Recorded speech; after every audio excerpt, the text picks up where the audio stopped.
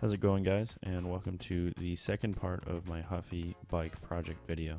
In the first part, I just told you the ideas I had, showed you the bike frame itself. But in this video, I'm actually going to show you how that all turned out. You're seeing right now an overview of what the bike turned out in the end. A lot of the different parts I put on, the upgrades I made, things like that. In this video, I'm going to go in a little bit more depth as to why I made those choices, the setbacks I faced, because there were many. And by the end of it, I'm going to tell you how this all ended up, and hopefully you'll agree with where I decided to take this and kind of the results that came out of it.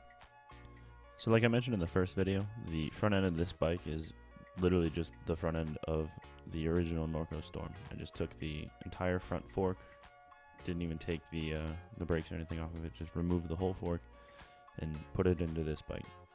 I had to do a lot of weird stuff with the spacers.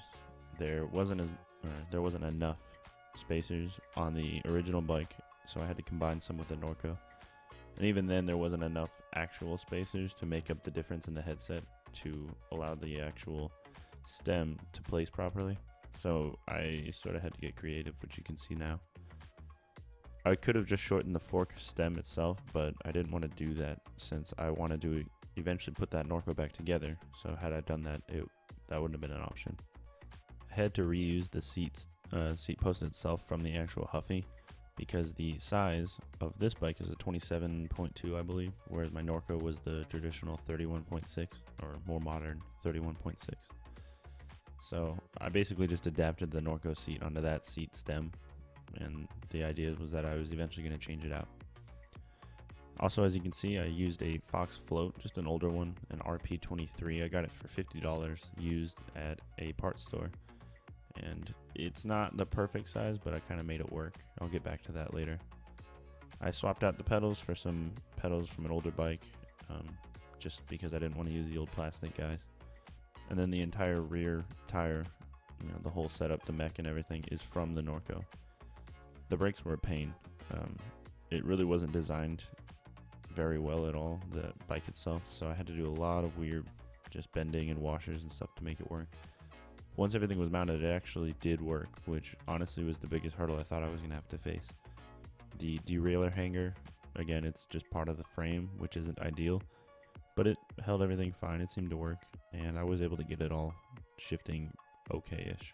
The front end here was the biggest issue with the actual shifting. It just didn't work. That front derailleur is pretty terrible. So I ended up disconnecting it and just using the middle ring. I could have changed it to a 1x setup, but I didn't end up getting far enough to where I wanted to put that kind of money into it.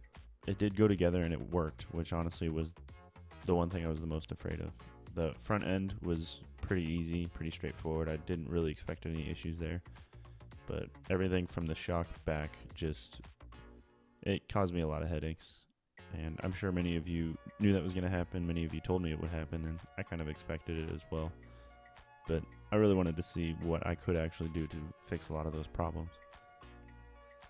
And there was one major reason which I'll go over. It was actually more of a mistake than anything else.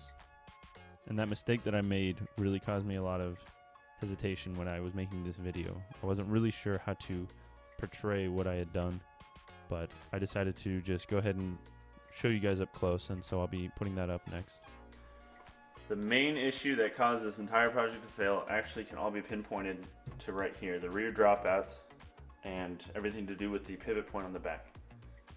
Normally this is a pretty frictionless joint, at least on a decent bike. You would really not have any friction here, and that's how this was designed. But what I had kind of neglected was the fact that this is a plus size bike. What that means is the axle width on this bike is wider than it was on the Norco. On the front end that doesn't matter, because I was taking the fork from the Norco and putting it on here, which would basically make it the axle width of the first bike. The rear end, however, obviously can't be changed like that. So instead of actually doing the research and finding out what the axle width was and trying to find a wheel to fit that, instead I put the old Norco wheel on here and just squeezed it all together. It did technically fit, but it caused a huge amount of issues that I just really wasn't planning to deal with. The biggest one was that it bent everything in. So both the dropouts essentially V'd together like that. And right away, the first issue that caused was making it so that the rear brake caliper mount that I put on was crooked. It wouldn't line up with the disc. I put in some different washers, kind of got it dialed in, and I made the brakes work, but it was a huge pain. That alone took almost an hour and a half, 2 hours just to get that mounted right. That should be a 5-minute job.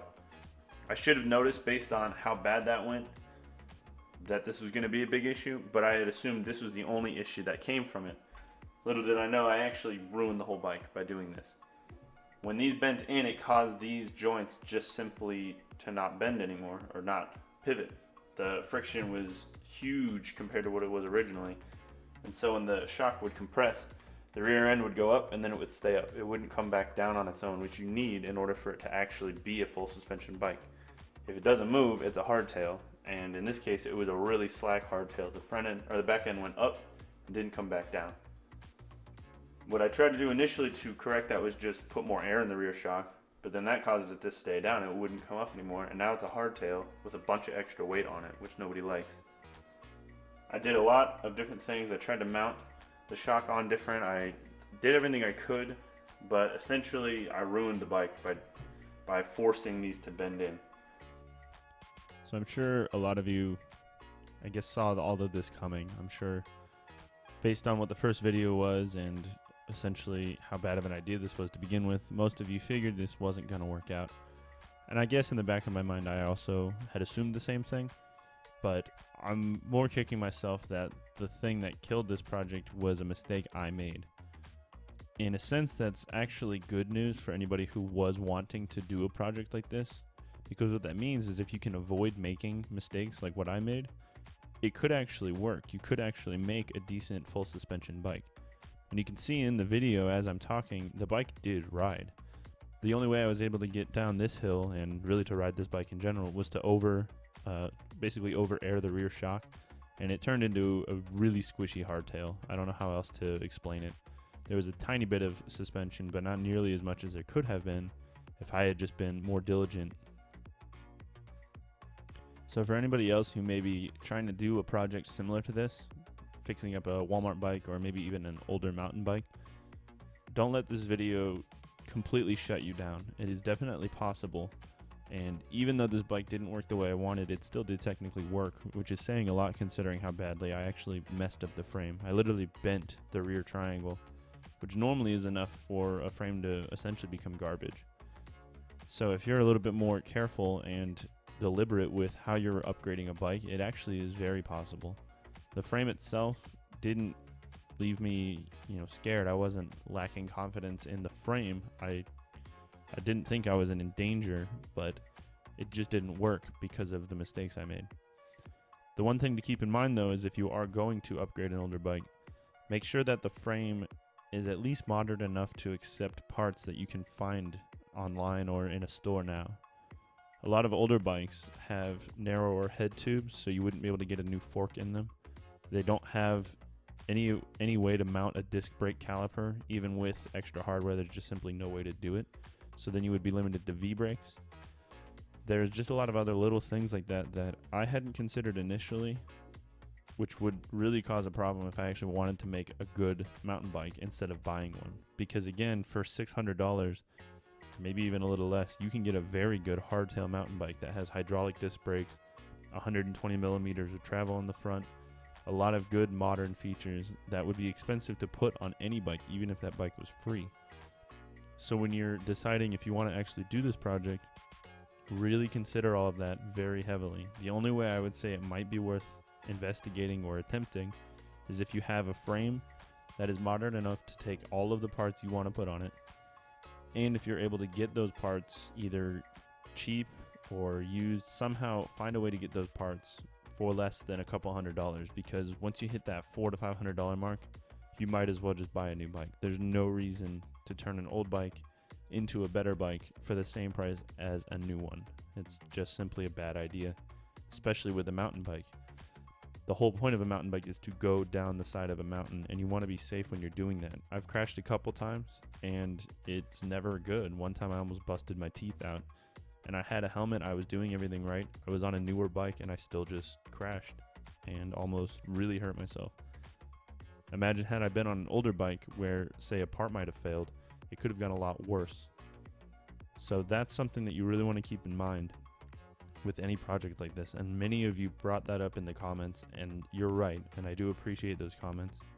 It's something I had in the back of my mind when doing this. I didn't want to encourage the use of a bike that wouldn't be safe, and that's another big reason I just killed this project outright once I realized that I messed up the rear dropouts. It wasn't really ideal anymore, and had I continued riding it and found a way to make it work, I may have given somebody the idea that they can just make a bike work, and you don't want to do that, not with a sport like this. Plenty of people get very injured or even die mountain biking, and there's no reason to exacerbate that possibility by doing something that could save you $50 when you could have just got a new bike designed to do what you want to do. So that's it for this video, guys. I'm really sorry about the wait again. I didn't intend for it to take a few months to make the video, but I ran into a big snag really early on, and it basically threw me off the rails.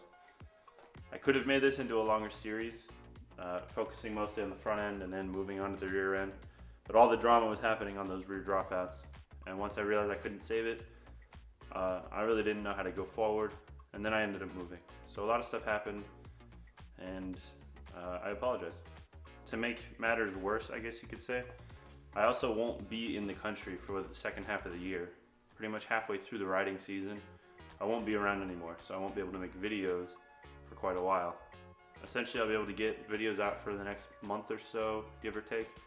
But after that, I'll be away. I won't be able to do much. So my YouTube channel is going to stagnate pretty badly. The only thing I could really ask is any of you who have subscribed already or are planning to, just kind of stick with me. I will be back. I'm not gone forever. The next season I will be here the whole season. And so I intend, if all goes well, to be making a lot more videos. I plan on going a lot more in depth in the mountain bike that I keep hinting at, because there is a lot to talk about. So going forward, there will be more content. I do thank all of you for subscribing so far. A lot of you have hopped on since I started. I did not expect to grow this fast. That was kind of a surprise to me, and it really did make me second guess how I wanted to make this video.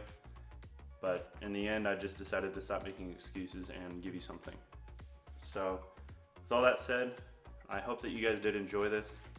I really hope that this was enough of a conclusion on this project that you'll forgive me in a sense. So with that out the way, I guess I'll see you guys later and hope to catch you on my next video.